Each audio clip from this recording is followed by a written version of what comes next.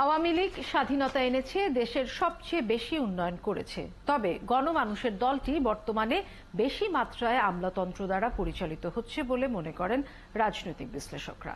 দলটিতে ভবিষ্যতের আদর্শিক নেতাও তৈরি হচ্ছে না বলে মনে করেন তারা। এডিটর্স গিল্ড আয়োজিত সাপ্তাহিক গোলটেবিল আলোচনায় এসব কথা বলেন বক্তারা। পারভেজ রেজার প্রতিবেদন। আওয়ামী লীগের তাই ৭৫ বছর যেহেতু এই অঞ্চলের ইতিহাসের সঙ্গে জড়িত, এটা আলোচনার দাবি রাখে। দেশের সবচেয়ে পুরনো ও বর্ণাঢ্য রাজনৈতিক দল বাংলাদেশ আওয়ামী লীগ।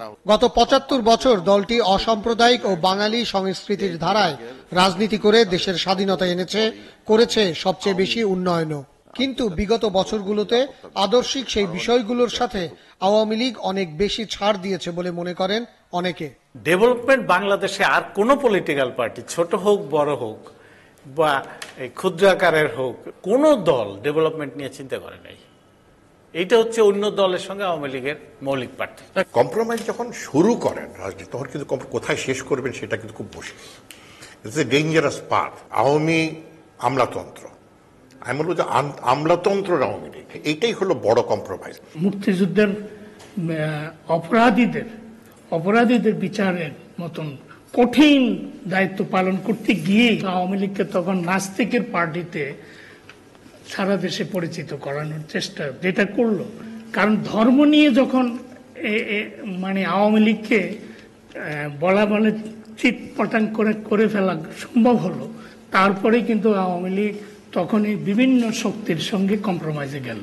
সব জায়গায় যদি আপোষ করতে থাকে বিভিন্ন ফোর্সেসদের সাথে, এটা সামরিক হোক, এটা বেসামরিক হোক, এটা ব্যবসায়ী হোক, এটা ধর্ম হোক, তো এইগুলো করতে গেলে ওটাই যদি প্রধান হয়ে যায়, তখন দলের আর কোনো অস্তিত্ব থাকে না। ১৯৭৫-এর নেতৃত্ব শূন্য অবস্থা থেকে শেখ হাসিনার নেতৃত্বে আজ আওয়ামী লীগ যে অবস্থানে পৌঁছেছে তা ধরে রাখতে ভবিষ্যৎ আওয়ামী লীগের নেতৃত্ব কতটুকু তৈরি হয়েছে তা নিয়ে প্রশ্ন আছে অনেকের। আমার মনে হয় বাংলাদেশে এই মুহূর্তে সবচেয়ে ঘাটতির জায়গা হলো ইন্টেলেকচুয়াল জায়গাটা।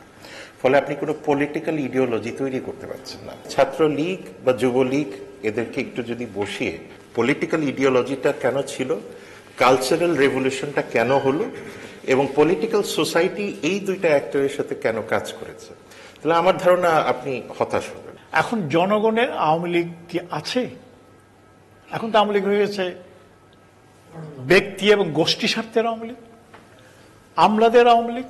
Democratisation of the parties, democratisation of politics, এটা যদি করতে পারতো তাহলে আজকে এই আমলাতন্ত্রের কথাটা এখানে আসতো না। যেই কারণে এখন চিন্তা হচ্ছে যে who is after Sheikh Hasina. এটা যদি আওয়ামী লীগ করতে পারতো, একটা গণতান্ত্রিক ব্যবস্থাটা করে যেতে পারতো, তাহলে বাংলাদেশের যে কোনো party they would have followed. Awami League কি ভেবেছে যে আমার সেকেন্ড টিয়ার কে হবে? ডেমোক্রেটাইজেশন হয় বাদই দিলাম, আমার পরবর্তী প্রজন্ম কে হবে, কারা লিডারশিপে আসবে? উন্নয়নের পাশাপাশি দেশের সাংস্কৃতিক ও নৈতিক মনন তৈরিতে আওয়ামী লীগকেই কাজ করতে হবে বলে মনে করেন বিশ্লেষকরা।